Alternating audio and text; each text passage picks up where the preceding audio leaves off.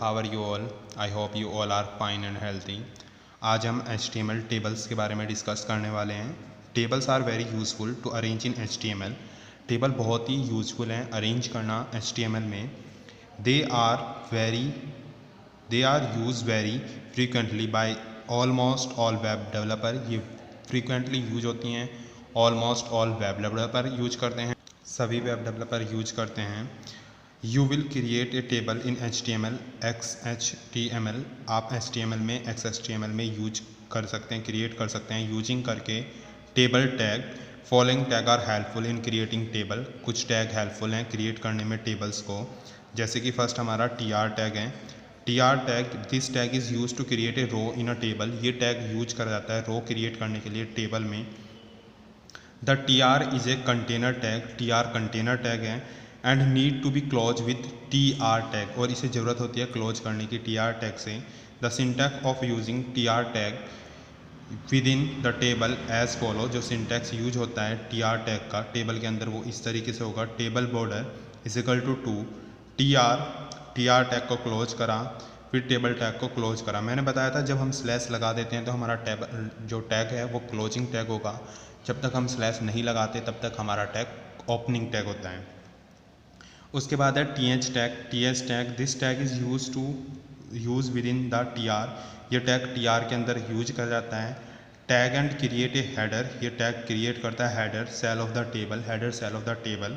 It is also a container tag. ये container tag है and need to be close, और इसे ज़रूरत होती है क्लोज करने की विद द TH टैग के साथ. It's enclose the data. ये एनक्लोज करता है डेटा को. That is there in header cell, जो हेडर सेल में होगा. And the syntax of using TH tag within the TR tag as follow. जो सिंटैक्स होगा TH का वो इस तरीके से होगा.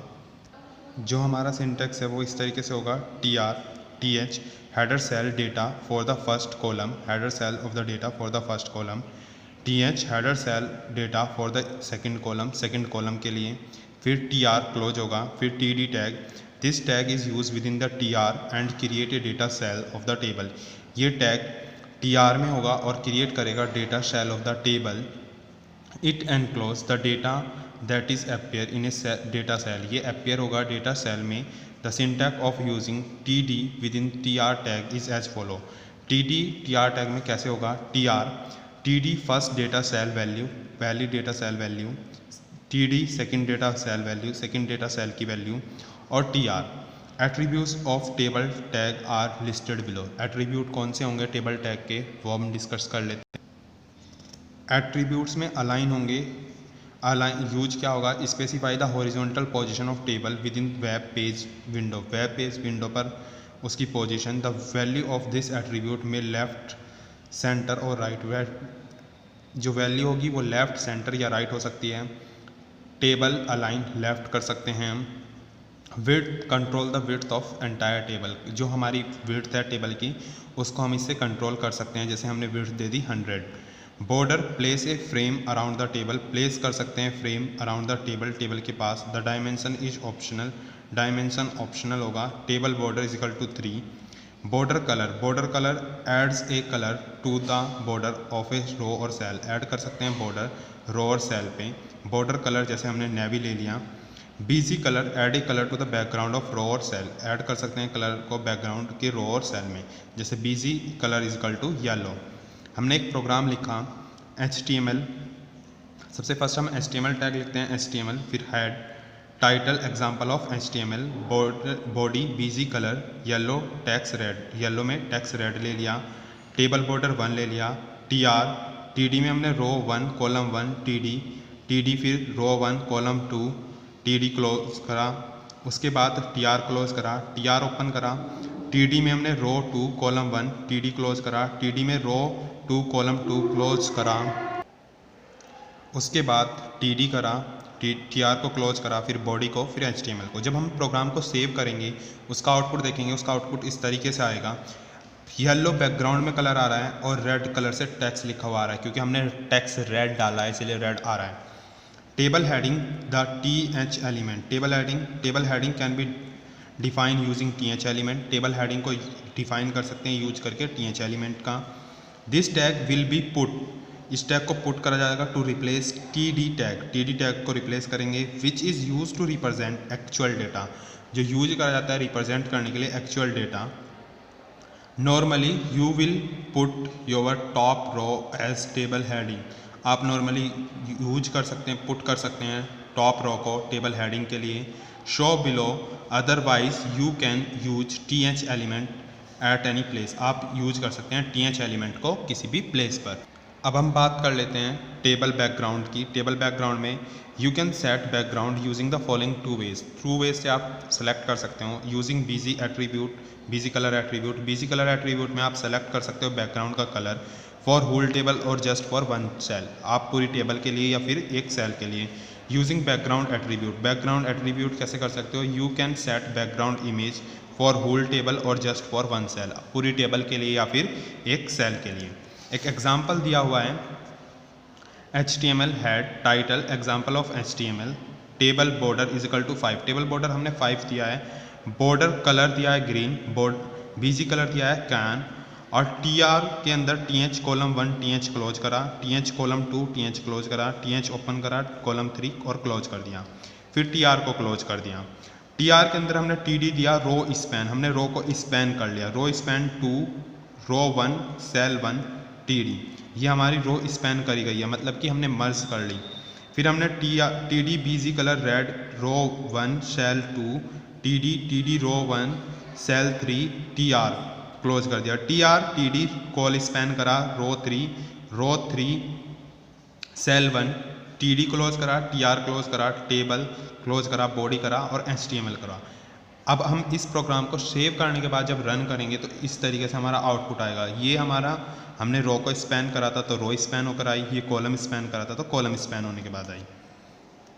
इसी तरीके से यहाँ पे नीचे दूसरा एग्जांपल दिया हुआ है, here is an example of using background attribute, background attribute का दिया हुआ है जिसमें हम एट्रीब्यूट कर सकते हैं। जैसे कि इसमें हमारा इन्होंने क्या करा, रो स्पैन 2 रो 1 सेल 1 बीजी TD बीजी कलर रेड रो 1 सेल 1 सेल 2 TD क्लोज करा, TD में रो 1 सेल 3 TD क्लोज करा, TR क्लोज करा, फिर TR TD रो 2 सेल 2 TD क्लोज करा, TD ओपन करा, रो 2 सेल 3 TD क्लोज करा, TR ओपन करा।